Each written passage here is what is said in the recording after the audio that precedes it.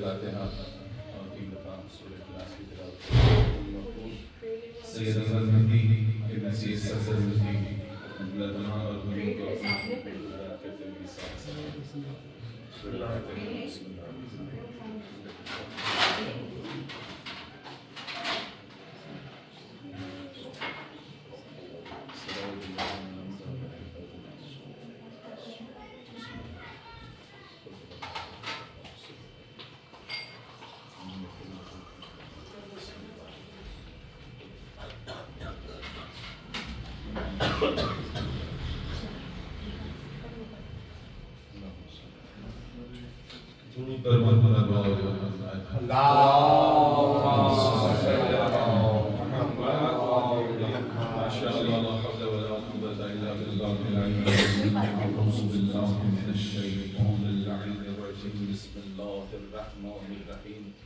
الحمد لله رب العالمين والصلاة والسلام على خير خلقه وأشرف الأنبياء والمرسلين سيدنا ومولانا أبي القاسم محمد اللهم صل على محمد وآل محمد والصلاة والسلام على أهل بيت الطيبين الطاهرين المعصومين ولعنة الله على أعدائهم أجمعين أما بعد فقد قال الله سبحانه في كتابه المجيد والفرقان الحميد بسم الله الرحمن الرحيم قد أفلح المؤمنون صدق اللهم صل على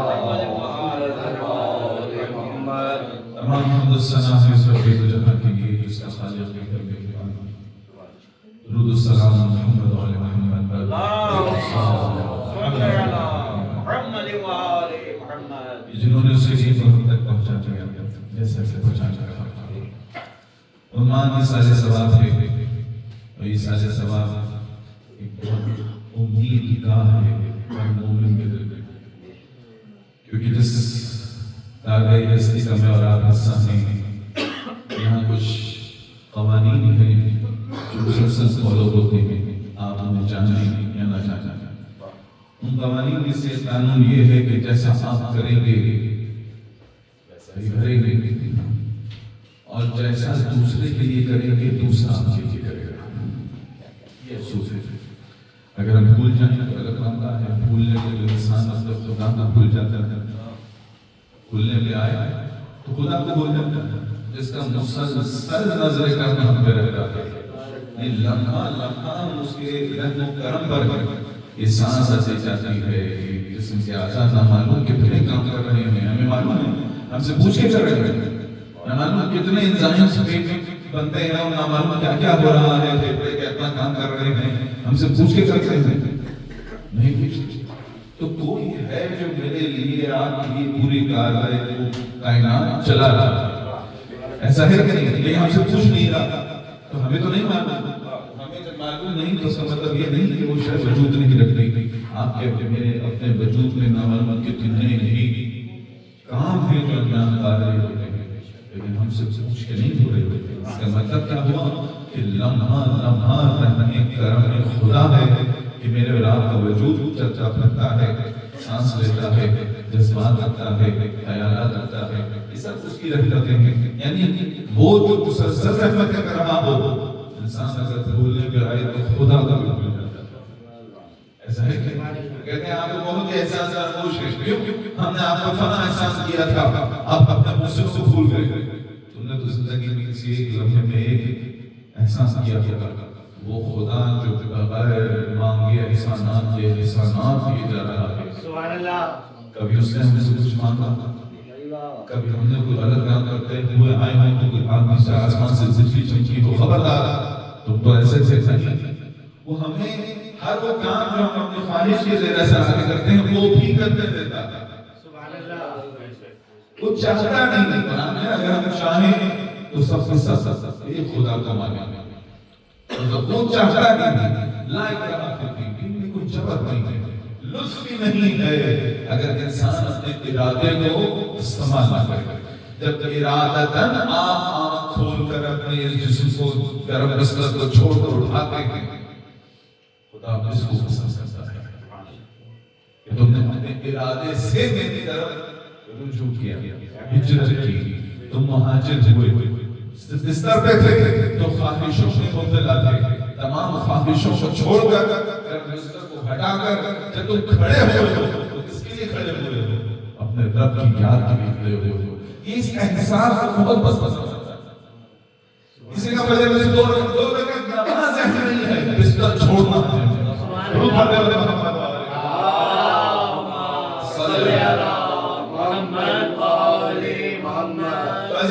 یہ کتنا بڑا احسان ہے کہ جو میں کسی اور کے لیے آج ایصال ثواب میں شامل ہوں تو کل کوئی اور میرے بھی ایصال ثواب میں شامل ہوگا۔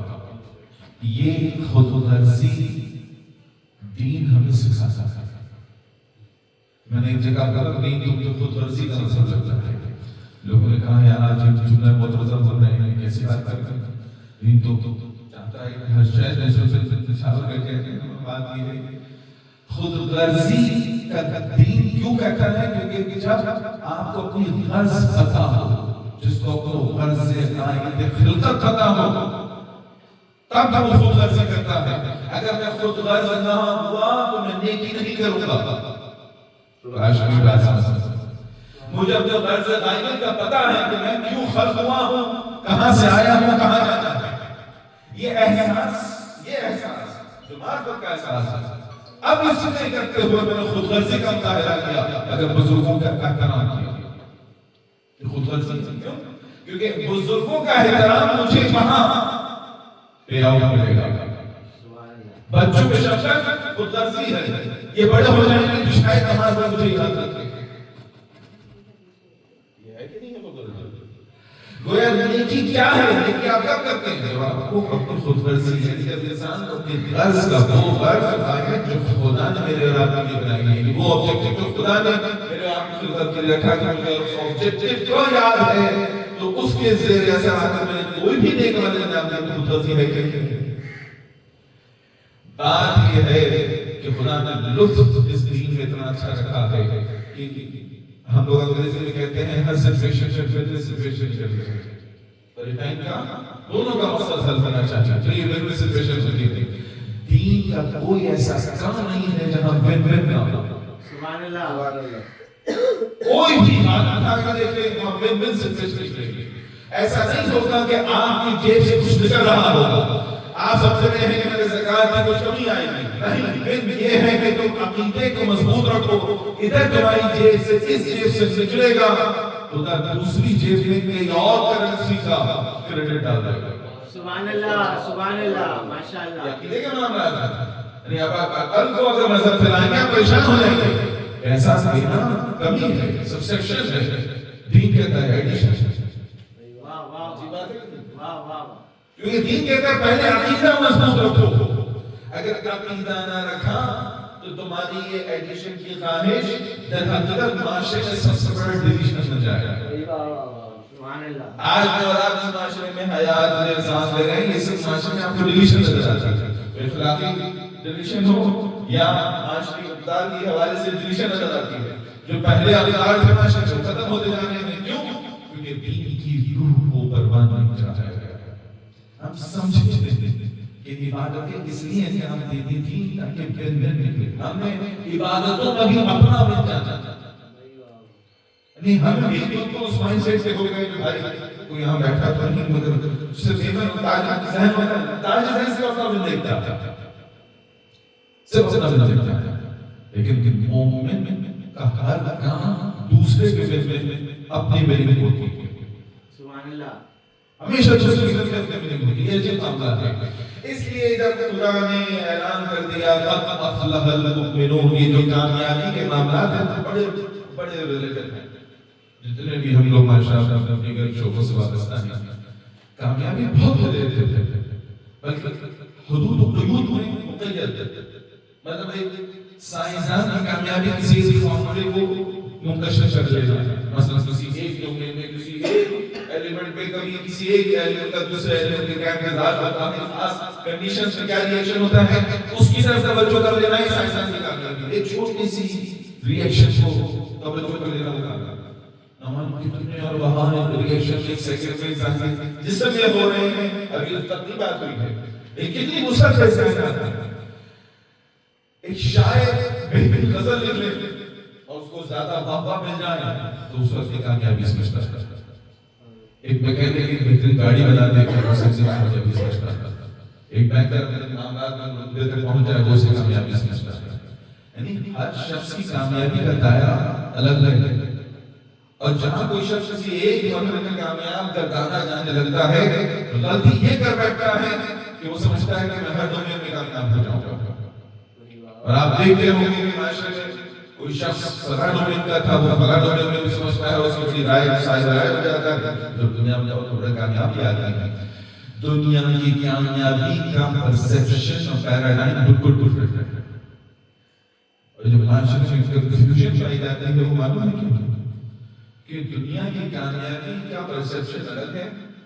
آخرت کی کامیابی کا پرسیپشن الگ ہے سبحان اللہ جب انسان کسی محفل میں بیٹھتا ہے اور یہاں پر کچھ نیکیوں کی اور آخرت کی اور قبر کے حلاکیوں کی اور اظہار ثواب ہے تو موت کا تذکرہ ہوگا تو یہ خوف کی باتیں سنتا ہے کنفیوژن کا شکار کرتا ہے کیوں کیونکہ وہ اپنے دنیا کے سکون کو چھوڑ کر آیا ہے ابھی آپ یہاں ہوتے میں یہاں ہوتا تو کہیں نہ کہیں کسی طبقے میں لگے ہوتے کوئی نہ کوئی مصروفیت دنیا میں لگی ہوتی کیونکہ دنیا کا حصہ ہے تو جب دنیا کی طرف پلٹتے ہیں تو وہاں کامیابی ڈیفینیشن کا گلوت الگ علمان سے جاری کر دیتی ہے مجھے رات کو مسلسل مصروف ہوتی ہے کیوں کیونکہ اگر نہیں دوڑ لگائی تو دوسرا آدمی نکل جائے گا دنیا کی کامیابی خود غرضی کی دنیا پر ہے ایسا ہے اگر کوئی شخص خود غرض نہ ہو تو کامیاب ہوگا نہیں ہو پاتا ایک بچے سے پوچھے کلاس میں فرسٹ آنا ہے وہ خود غرض بن جاتا ہے کیونکہ وہ فرسٹ آتا ہے جگری دوست بھی دشمن بن جاتے ہیں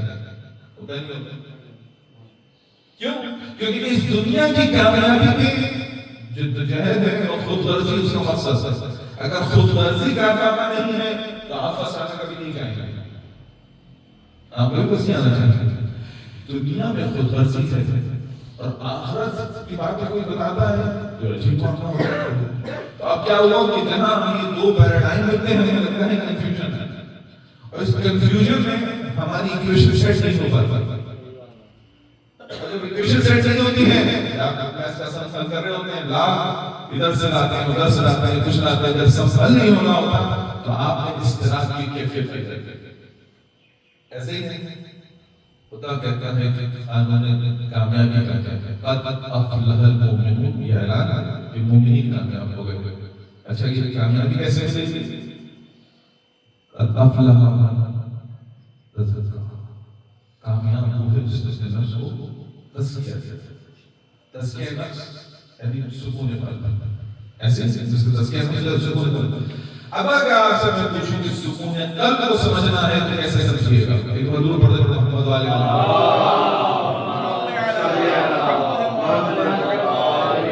سکون قلب سے پہلے میں ثبوت کو تو توڑ دوں اس وجہ سے پڑھوا دیا دیکھیں سکون قلب کو سمجھنے کے لیے پہلے استراحت کو سمجھنا پڑے گا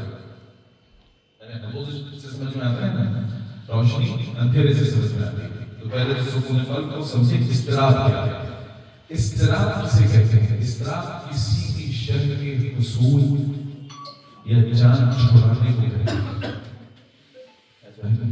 ہیں اگر آپ کسی شے کا حصول نہیں کر پا رہے تو آپ استراحت کریں اور کسی شے سے جان چھڑا نہیں پا رہے تو استراحت کریں استراحت نہیں کہتے یا تو آپ کسی شے کا حصول مارے دیتا ہے دن رات اسی کا خیال رہتا ہے کوئی اپنے مکان کی تلاش میں ہے کوئی گاڑی بدلنے کی تلاش میں ہے کوئی بائک سے گاڑی بچانے کی تلاش میں ہے یہ خواہشات یہ ہے مسلسل لگ رہی ہیں تو دو چیزوں سے دل میں اضطراب رہتا ہے نمبر ایک کسی شے کا حصول ہو جائے تو یہ اضطراب آپ سمجھتے ہیں کم ہو جاتا ہے جہاں وہ حصول ممکن ہوا وہاں ایک نئی خواہش نے جنم لے لیا ایسے پہلے 120 کا 240 کی خواہش 240 میں 400 ہو 400 کا ہزار کی خواہش رکھتا ہے مسلسل ہے کہ نہیں ہے یا کسی شے سے جان چھڑانا مجھے اضطراب کرتا ہے کبھی بیماری اضطراب کرتی ہے کب میری سے جان چھوٹے یہ اضطراب کی کیفیت ہوتی ہے کبھی کسی باس سے نہیں بن جاتے اکثر کیسز میں تو یہ اضطراب پیدا کرتا ہے. کبھی کسی کو ہم سفر سے معاملہ نہیں بنتا ہے. کسی نے کیا خوبصورت بات کہی تھی کہ دیکھیں مقصد کا حصول سے زیادہ اہم یہ ہے کہ مقصد کیا ہے. یعنی کامیابی بڑی ریلیٹڈ چیز ہے. یہ نہیں دیکھا جائے کہ کامیابی کیا ہے, یہ دیکھا جائے کہ مقصد کیا ہے. کیونکہ اگر مقصد غلط ہو تو کام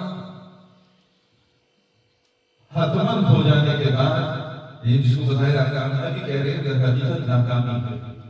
اگر مقصد ایک ہو تو جتنی کوششیں ہوں بظاہر وہ ناکام ممکن نظر آتا ہے, لیکن جب وہی کامیاب ہے. مقصد کا نیک ہونا شدید ضروری ہے. اس ظاہرہ کربلا میں نقصان کس کا ہوا؟ سب کچھ کی تو ختم ہو گیا تھا, سب کچھ ختم ہو گیا تھا, لیکن چونکہ مقصد اتنا بلند تھا کہ کامیابی ہوئی تو ایسے ہوئی کہ لوگ کے نیزہ میں آیا بھی بتایا ہے تم نے میرا سب کچھ لے لیا, مگر دیکھو خدا نے مجھے حیات دی ہے اور آج حسین اب تک حیات بانٹ رہا ہے. درود پڑھتے میرے محمد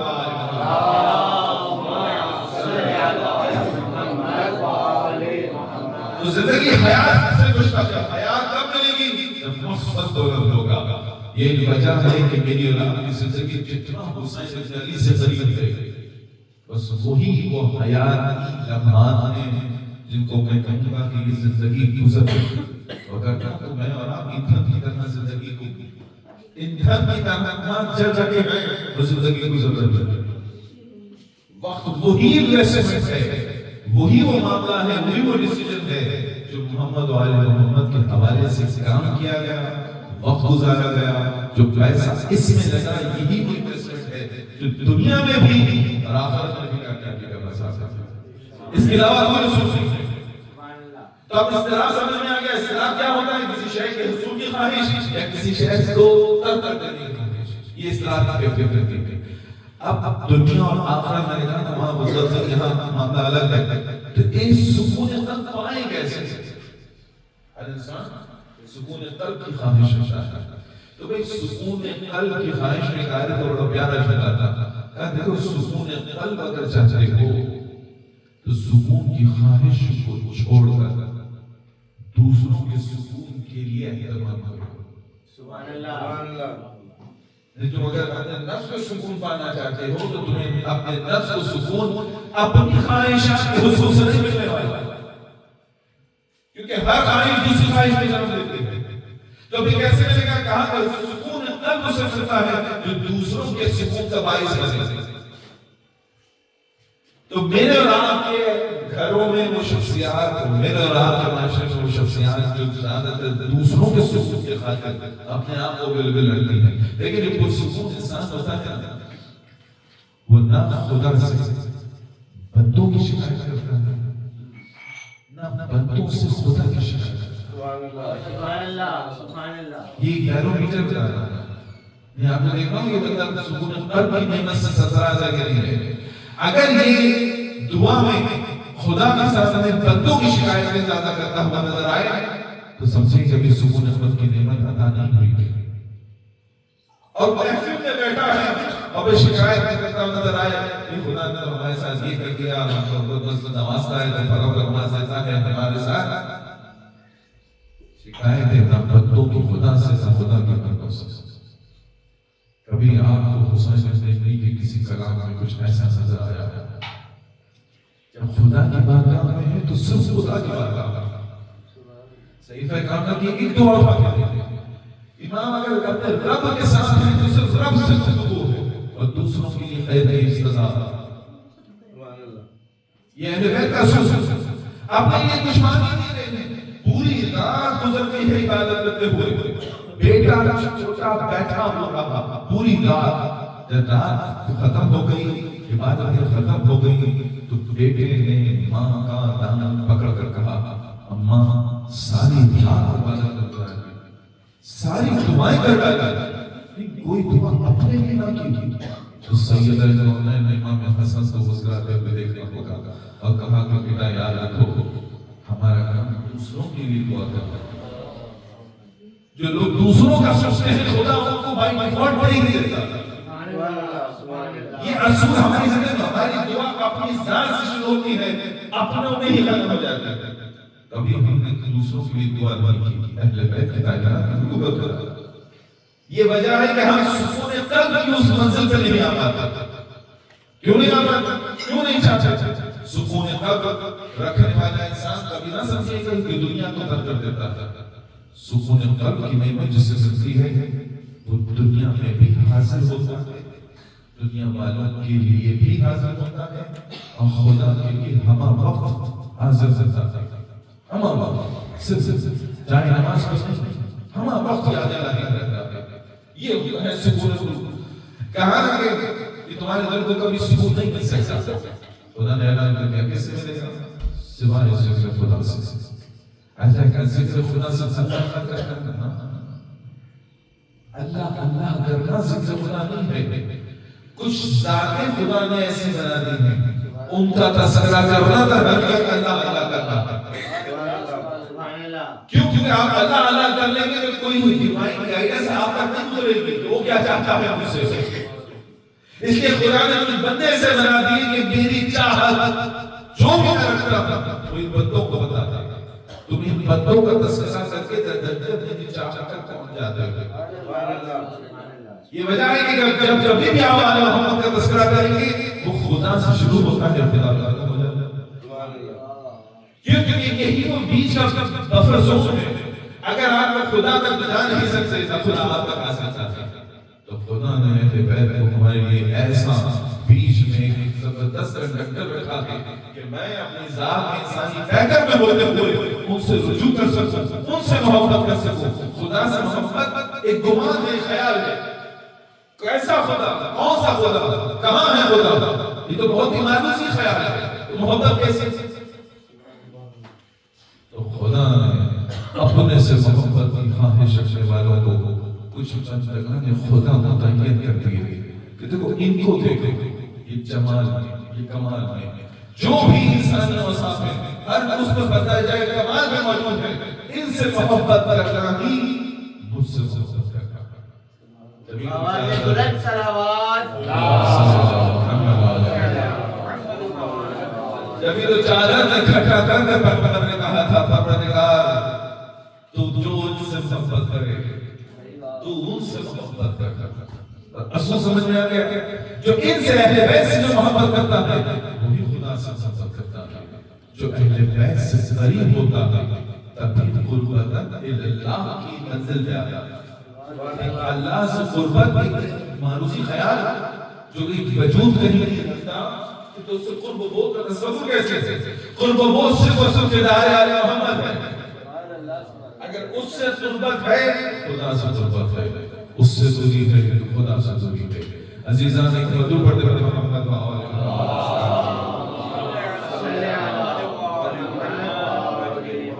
قد افلح المؤمنون۔ یہ میرے اور آپ کے مولا نے 13 رجب بلکہ 16 رجب کو جب رسالہ کی گود میں آئے تھے بتائیں کہ کیا تو رسالہ کی خواہش ابھی آئی تھی تو علی نے گود رسالت میں جب گویا کی پہلی دفعہ صرف یہ اعلان کیا بسم اللہ الرحمن الرحیم قد افلح المؤمنون۔ امام نے اس دنیا میں آنے کے بعد صرف اعلان نہیں کر دیا کہ کامیاب ہے تو بس مومن۔ تو پہلا صرف علی یہ آتے ہی دنیا میں دے گئے کامیاب بس وہ ہے جو مومن ہے۔ باقی صرف کوشش کرنے والے ہیں اور وہ بالکل کوشش ان کی نہ کر رہا۔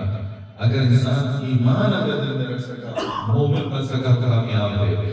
اب کیا ہے کہ کسی کو کامیابی کی ڈیفینیشن ہے کہ کامیابی بڑی ریلیٹڈ ہے۔ شاید کہ کہا آپ جانوروں میں دیکھ لیجیے پکشی کی کامیابی کیا ہے؟ پکشی جالا ہوتی ہے، جالا بنانا کامیابی نہیں ہے، مقصد کا بسنا۔ جالا اس لیے بنتی ہے کہ مکھی اس میں آ جائے، جہاں مکھی بستی ہے وہ خوش ہو جاتی ہے، مقصد کا افسوس ہو گیا۔ گیت کی کامیابی کیا ہے؟ مردار کا پالنا کرنا، یہ ہر کسی کے پرواز ہے۔ مومن کی کامیابی کیا ہے؟ افلح المؤمنون، مومن کامیاب ہے۔ پھر خدا نے اپنی آیت میں کہا کامیاب وہ ہوا جس نے نفس کا تزکیہ کیا۔ نفس کا تزکیہ کیا ہے؟ خواہشات کو چھوڑ دینا، خواہشات نہ ہو تو جسم کی نشو و نما نہ ہو، خواہشات نہ ہو تو جسم کی نشو و نما نہ ہو۔ خدا نے خواہشات رکھی ہیں تاکہ جسم نمو پائے، لیکن ہر شے کو کنٹرول کیا، جائز فیصلے بتائے۔ دیکھو کھانا ہے، خواہش ہے بھوک، لیکن کھانا کیا ہے؟ حلال کھانا۔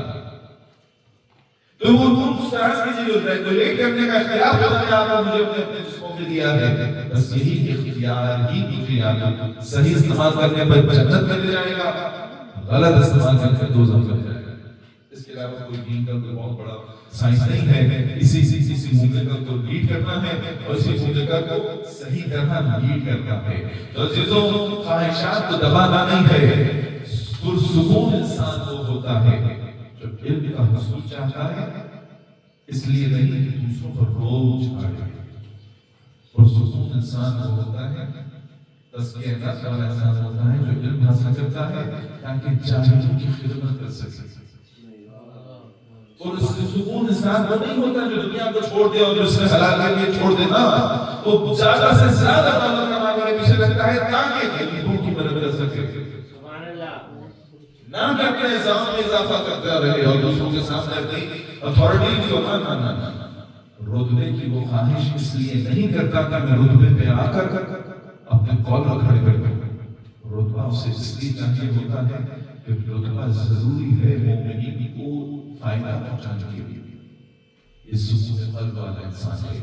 تو سکون قلب کا معاملہ یہ نہیں ہے کہ انسان ہاتھ بھرا بیٹھا رہے، دنیا سے غافل رہے۔ سکون قلب والے وہ ہوتے ہیں جو دنیا میں بھی ہوتے ہیں مگر آخرت کے لیے ہوتے ہیں۔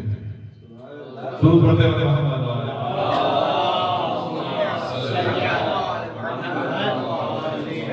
جتنے بھی خوش قسمت ہو ہمیں اندازہ نہیں ہوتا، کیوں؟ کیونکہ ہمیں بھی تو خدا تعالیٰ نے ایسے گھرانے میں پیدا کر دیا، ایسی ماں کی محبت عطا کر دی، ایسا ماحول عطا کر دیا کہ میں اور آپ اہل بیت سے متمسک رہتے ہیں، کاہے بگاہے ہمارا جانے والا بھی ایک موقع فراہم کر جاتا ہے کہ پھر سے محمد والے محمد کا تذکرہ کر لیں۔ یہ جانے والے نے ایک امید پھر جگا دیتا ہے ہم سب کے لیے۔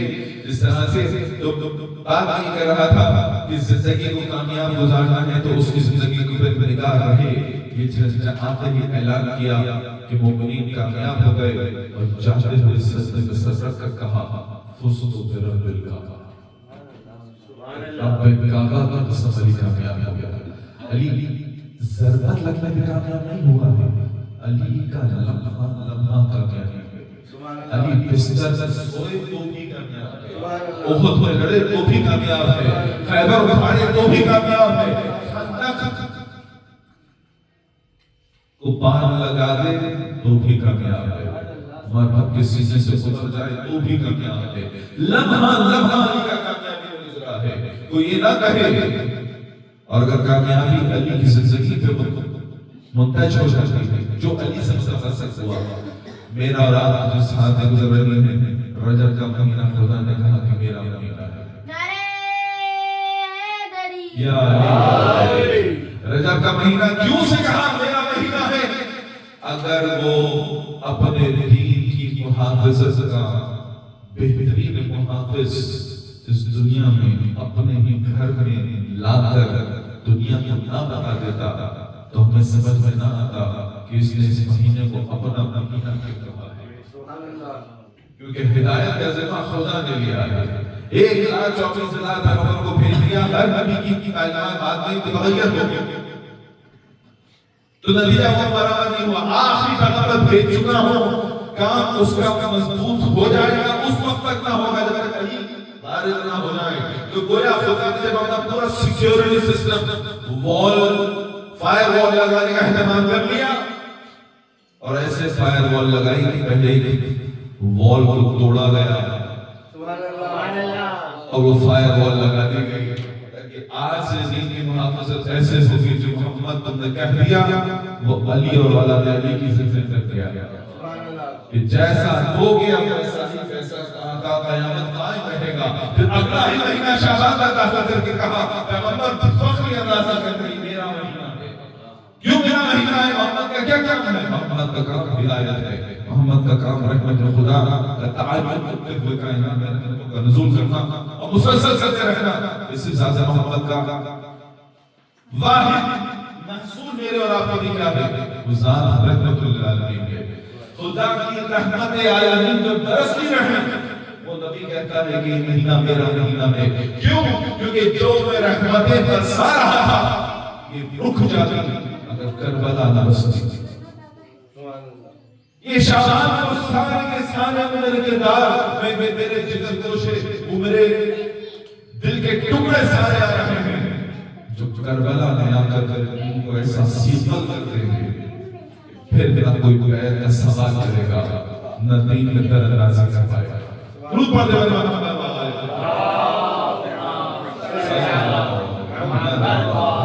نہ صرف یہ کہ کربلا کے وہ کردار جنہوں نے کربلا بسائی ہے، اور یہ منتج ہوتا ہے آج سے ایک دن پہلے کہ وہ کردار جس نے کربلا کے ایمان کو تا قیامت تک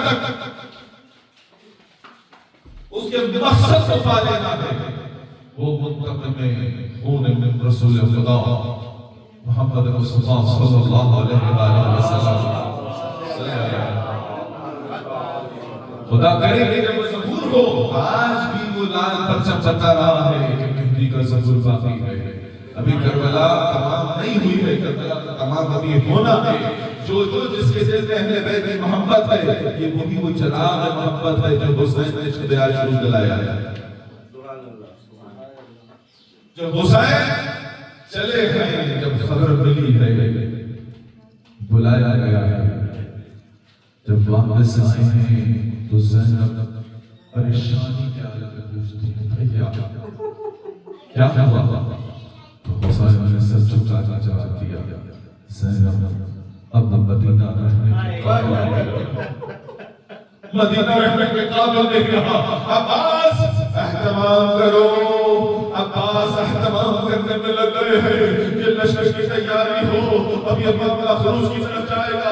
عزادارو 28 نظر کی شب جانتے ہو کہ اس سے تیار ہوئی ہے، جانتے ہو کہ ہر زینب نے اپنے اپنے کرداروں کو سنبھالا ہے، سب کو آمادہ کیا ہے کہ اب ہم اپنے بھائی کے ساتھ جانے والے ہوں۔ عزادارو یہ رات ایسے گزری ہے کہ حسین علی پہنچے ہیں نانا کے روضے پر، قدم جماعت چل چلے ہیں، نانا کے روضے پر پہنچے، شکریہ کیا ہے، کہا نانا کی امت میرے شہر کو چھوڑنے کو مجبور کر دیا ہے، کہا آپ کا کچھ آگر مدینہ چھوڑ کے جا رہا ہے۔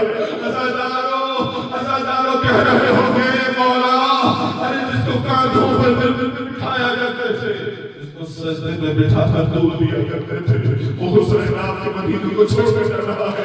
عزادارو نانا سے رخصت ہوئے ہیں، چلے ہیں تو بھائی کے روضے پہ پہنچے ہیں، ارے بھائی سے کچھ رہے تھے ملنے کے لیے، تب بھی قدم جمع کے تھے، لیکن ذرا رفتار تیز تھی، بھائی سے ملاقات تمام ہوئی۔ اب جب حسین ابن علی نے کسی سے ملنے کا ارادہ کیا، گویا کبھی بھوکتے تھے گرتے تھے، آخری وقت جب روضے پہ پہنچے ہیں آگے تو گھٹنیوں کو بل چلتے ہوئے قبر مطاہر اپنے کو گرا دیا، تیرا حسین کربلا جا رہا ہے، تیرا حسین مرنے جا رہا ہے۔ آواز آئی تھی حسین تو اکیلا نہیں جائے گا، تیری دکھیاری ماں تیرے ساتھ ہے۔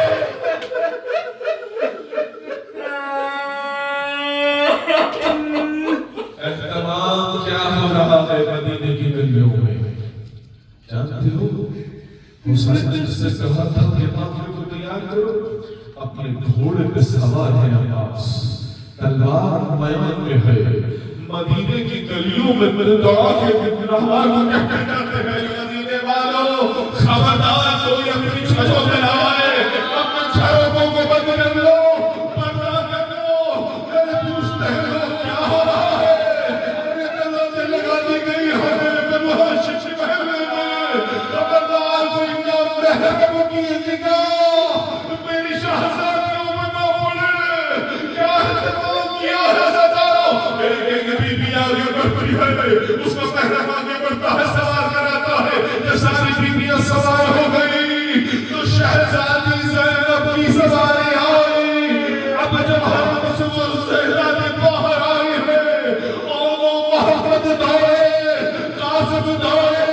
علی اکبر نے اپنا کانٹا نیچے کیا، عباس آئے، ارے آگے بڑھ کر حسین نے بازوؤں کو چڑھا، کس شان سے شہزادی سوار ہو رہی ہے، میں کہوں بی بی یہ 28 رجب ہے، وہ 11 محرم 61 ہجری ہوگی، ہاتھ پسے دشمن میں ہے، کوئی سوار کرانے والا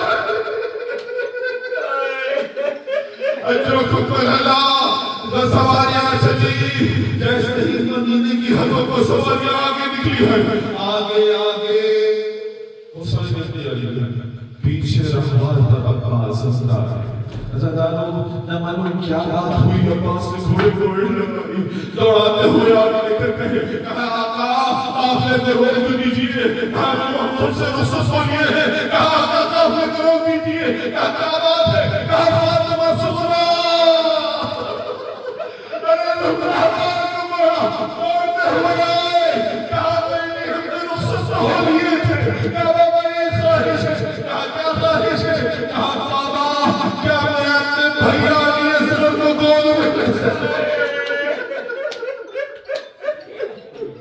رباب سے علی اصغر کو لیا، مہینے برداشت سے ہے، حضرت علی اصغر کو گود میں لیا، سینے سے ایسا لگا علی اصغر، کہا ناؤ فاطمہ بھابے دے دو سغرا، کہا بابا ایسے نہیں، جب تک علی اصغر خود دلائے گا میں نہ دوں گی، آگے بڑھے، کعب نے کچھ چاہا نہیں معلوم، جو بہن سے چچا ہوا تھا یہ قدم بازو پھیلا دیے، ارے حسین نے گود میں لے لیا، تاریخ خاموش ہے، یہ کیا بات نہیں ہے، مگر عصر عاشور جیسے ہی گیرے ستام قدم پہ لگا، عصر نے بے زبانی میں بابا کو دیکھ کر کہا بابا جو وعدہ کیا تھا